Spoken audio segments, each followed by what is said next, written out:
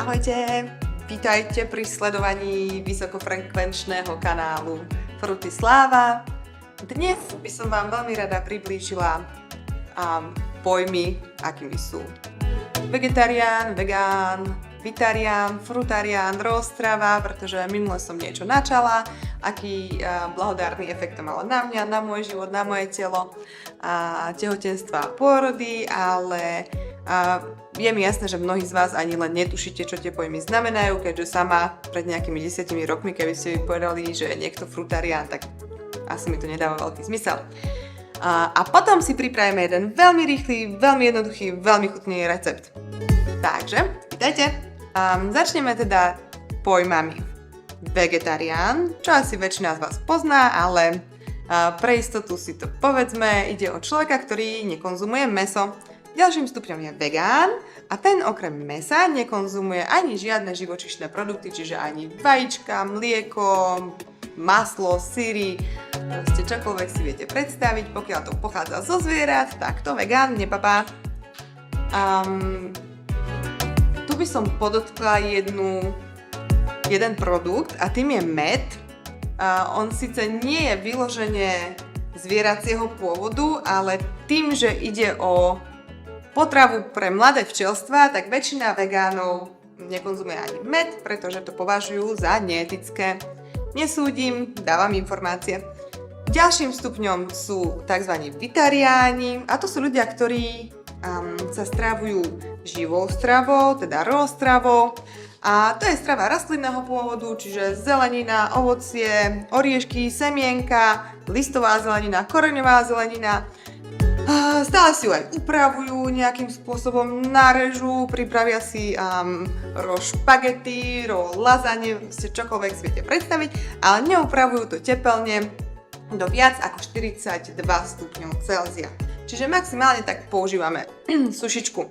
Ďalším úžasným pomocníkom, ako náhle už človek prechádza na živú stravu, na turostravu, na frutariánstvo, tak je mixér a odšťavovač. Predposledným stupňom je tzv. Frutariánstvo a to sú ľudia, ktorí jedia len a len ovocie, respektíve skôr by sme to mohli definovať ako plody so semenami, pretože konzumujeme aj avokádo, uhorku, papriku, čož pravdepodobne nebudete považovať za ovocie, ale ako náhle to má semiačko, tak je to OK.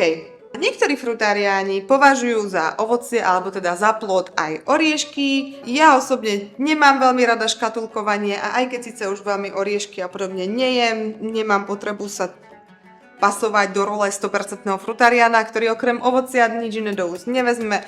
Proste, keď mám chuť na oriešky, dám si aj oriešky. Pokiaľ netvoria gro toho, čo človek konzumuje, je to OK. A hlavné je, aby sme jedli dostatok zrelého a šťavnatého ovocia. Tak a posledným stupňom, ktorý som vám teda spomínala, sú tzv. Likvidariáni a to sú ľudia, ktorí vyslovene prešli už len na čerstvé šťavy z ovocia, takto im to vyhovuje. Ja osobne veľmi rada papám, takže ja si rada pochutnám na nejakej tej hruške alebo banáne. Zatiaľ si neviem predstaviť, že by som fungovala len a len na šťavách, aj keď ich mám veľmi rada. Takže dúfam, že som tak v skratke zhrnula rozdiely medzi týmito skupinami. Keď budete mať nejaké otázky, kľudne píšte do komentárov a budeme sa tomu venovať na budúce. Dnes by som prešla už k tomu receptíku, ktorý som spomínala. A budeme na ňo potrebovať banány, kokosovú smotanu a to, čo máme radi. A či už si narežeme oriešky, ja som si tu pripravila škoricu, tak každý podľa svojho gusta. Banány sme si narezali na tenké krúžky a dali zamraziť. Zamrazené banány rozmixujeme s kokosovou smotanou a pridáme, čo máme radi. A pokiaľ ste túto zmrzlinu ešte neskúšali, určite odporúčam. Budete neuveriteľne prekvapení, akú smotanovú štruktúru aj chuť má, napriek tomu, že v nej nie je 90% štandardných surovín, ktoré do zmrzliny idú. Ja som si tam ešte zabudla dať škoricu.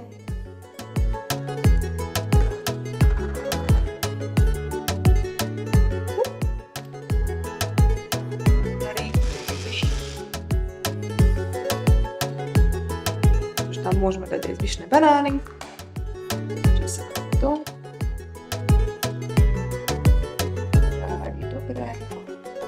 Ľavou zadnou pripravíte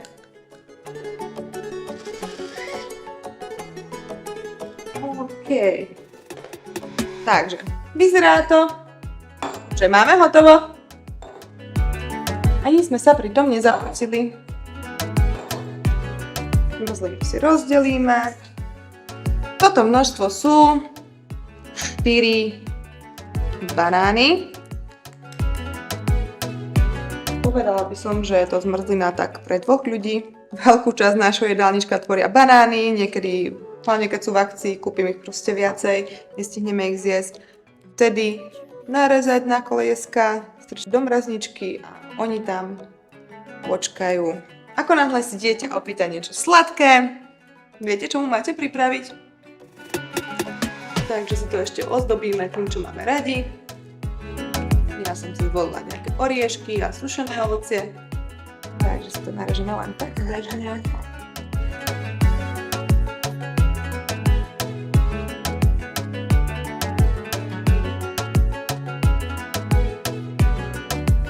Voilà! Takže môj úplne najobľúbenejší recept, pretože ho majú radi všetci mäsožravci, bylinožravci, plodožravci, malí, veľkí, deti. Dobrú chuť!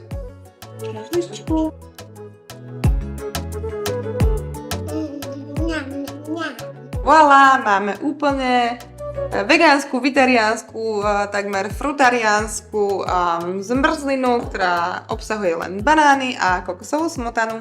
Kokosovú smotanu odporúčam pripraviť si doma, ale keď nie, viete si ju samozrejme aj kúpiť. Stále je to lepšie ako všetky ostatné zmrzliny, ktoré si dáte vonku, ktoré majú v sebe od cukru a mlieka po ja ani neviem čo, keďže to veľmi nekonzumujem.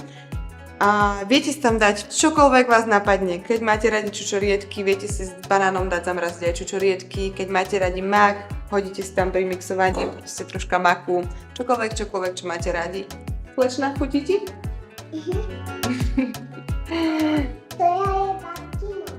Ďakujem za pozornosť.